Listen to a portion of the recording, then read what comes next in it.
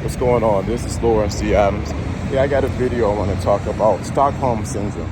It's when you have grown an affection for those who treat you bad. And that's just a bare minimum definition of Stockholm Syndrome. And when I found out when it comes to relationships, sometimes people have got an inordinate relationship with people that have been abusing them, treat them wrong in relationships. And what happens is they're in a vicious cycle and don't know how to break out of it. It's like the woman who's constantly going back to the abuser. But we never talk about how it happens with men who are constantly with women. Would be passing by. We never talk about how with men who are constantly in abusive relationships with women who treat them bad, who abuse them verbally and some physically, and they still go back with them, and they're even more in love with them, with that particular woman. The same thing goes for with men who constantly keep picking women who treat them like crap. And I realize that a lot of men have Stockholm Syndrome. They're in love with their abuser, and they can't even shake it why they're in love with their abuser. And when you're in love with your abuser, it never ever satisfies you as a man.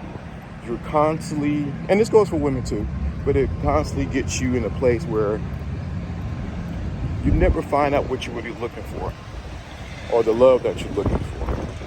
And I realized that a lot of people have Stockholm Syndrome,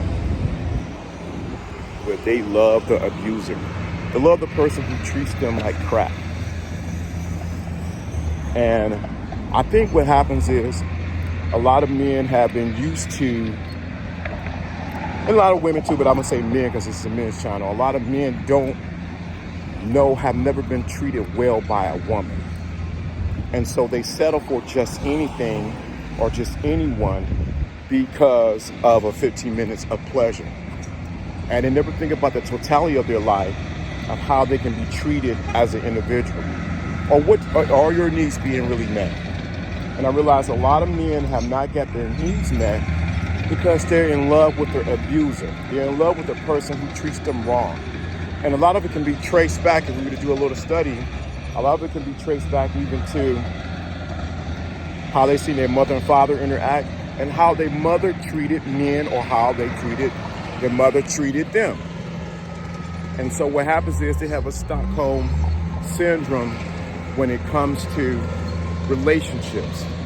They're constantly in a cycle of loving the abuser or loving the person who treats them like crap.